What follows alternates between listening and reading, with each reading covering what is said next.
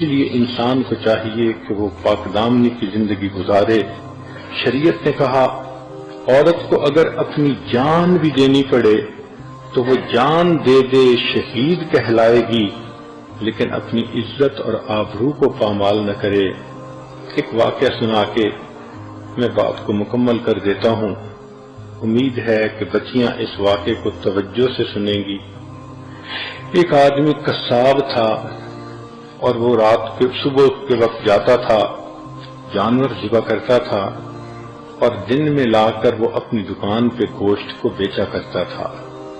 جب وہ جانور کو ذبح کرتا تو اس کے کپڑوں پہ خون لگ جاتا اور واپسی پر وہ خون آلودہ کپڑوں میں ہی آتا، مگر گھر آ کر کپڑے بدل لیا کرتا تھا۔ ایک رات وہ جب واپس آ رہا تھا جانوروں کو ذبح کر کے، تو رات کا اندھیرا تھا، وہ ایک جگہ سے گزر رہا تھا کہ ایک بندہ شور مچاتا ہوا آیا اور آ کے اس نے اس کو پکڑ لیا۔ جب پکڑ لیا تو اس نے دیکھا تو اس بندے کے جسم سے خون بہہ رہا ہے۔ حیران ہوا، اتنے میں اس بندے کی جان نکل گئی۔ دیکھا تو اس کے جسم میں ایک چھری تھی جو کسی نے گھونپ دی تھی۔ اب وہ جو قتل کرنے والا تھا وہ تو بھاگ گیا اور مقتول اندھیرے میں اس کو سمجھا کہ شاید اس نے قتل کیا۔ جب اس کی وفات ہو گئی تو اتنے میں لوگ آ گئے۔ اب لوگوں نے مقتول کو بھی دیکھا، اس قصاب کو بھی دیکھا، اس کے جسم پہ خون کے آثار بھی دیکھے۔ انہوں نے پکڑ لیا کہ تم نے اسے قتل کیا ہے۔ چنانچہ قاضی کے پاس مقدمہ گیا، قاضی نے گواہ دیکھے، مقتول کو دیکھا تو اس نے اس کے اوپر قصاص کا حکم لگا دیا کہ جان کے بدلے جان، اس بندے کو پھانسی دی جائے گی، اس کا سر قلم کیا جائے گا۔ چنانچہ جب سر قلم کرنے کے لیے اس بندے کو مجمع کے سامنے لایا گیا تو اس وقت اس کی آنکھوں میں آنسو آ گئے۔ تو جو لانے والا پولیس افسر تھا اس نے پوچھا کہ تم کیوں رو رہے ہو، تمہیں اپنے جرم کے اوپر ندامت ہو رہی ہے؟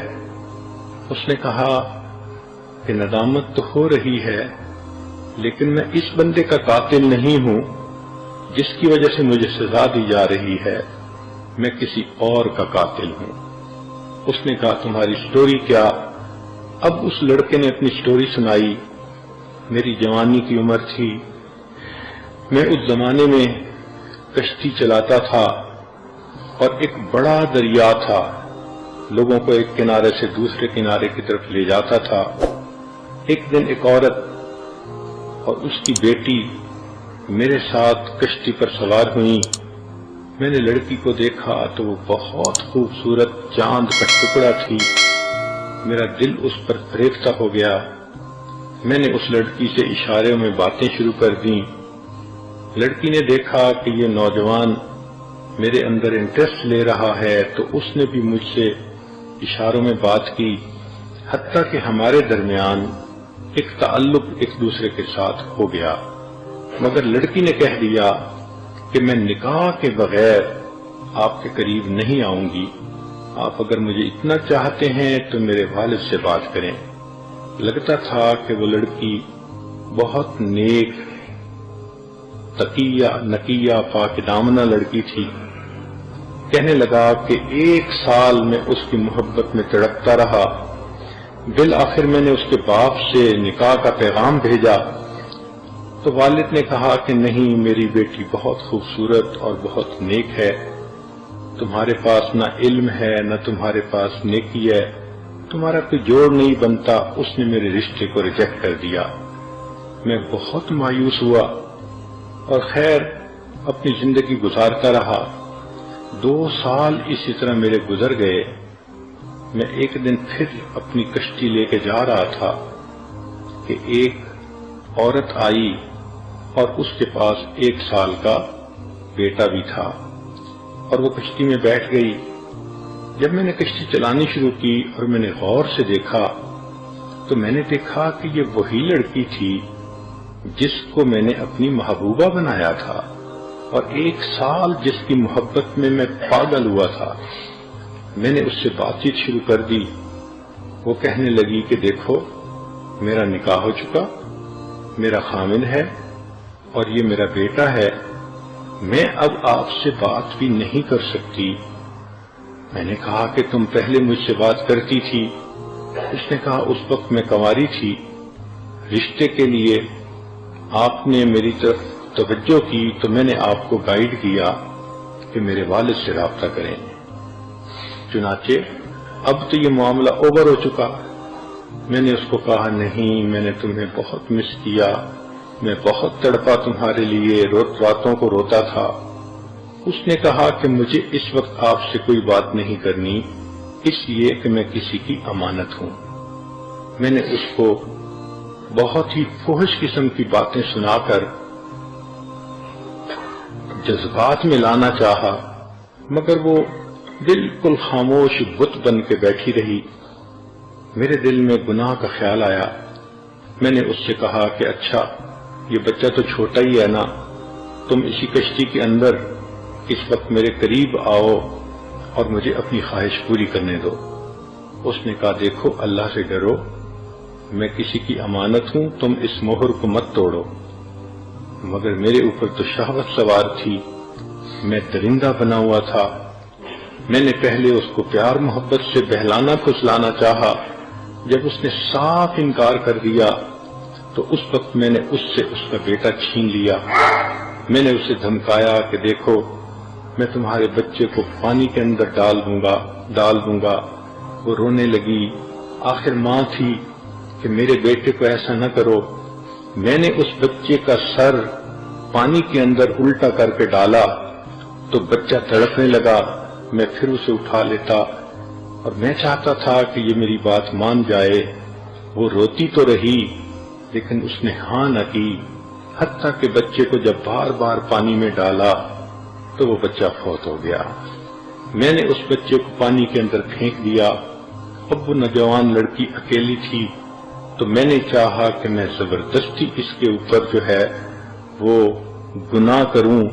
میں نے اس کی طرف ہاتھ بڑھایا، لڑکی نے اپنے زور کے مطابق اپنے آپ کو پیچھے ہٹایا، چنانچہ میں نے اس کے بالوں کو پکڑا، وہ بے پردہ کر دیا اور میں نے اسے کہا کہ میں تمہیں بھی اسی طرح پانی کے اندر ڈبو دوں گا، تم میری بات مانو۔ اس نے کہا تم جو مرضی کرو، میں اللہ کا حکم نہیں توڑ سکتی۔ چنانچہ اس کے کپڑوں کو میں نے پھاڑ دیا، اس کے سینے کو ننگا کر دیا۔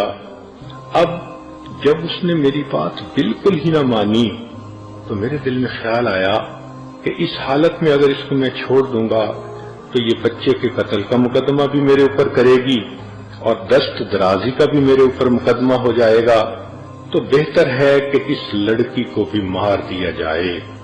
پھر میرے اوپر ایسی درندگی طاری ہوئی کہ میں نے اس لڑکی کو دھکا دیا، پانی کے اندر وہ گر گئی اور ڈوب گئی۔ میں نے 20 سال پہلے اس ماں اور بیٹے کو قتل کیا تھا، پھر ڈر کے مارے میں نے یہ کام ہی چھوڑ دیا کہ کسی کو شک نہ پڑے، اور میں نے قصاب کا پیشہ اختیار کر لیا، مگر اللہ کی لاٹھی بے آواز ہے۔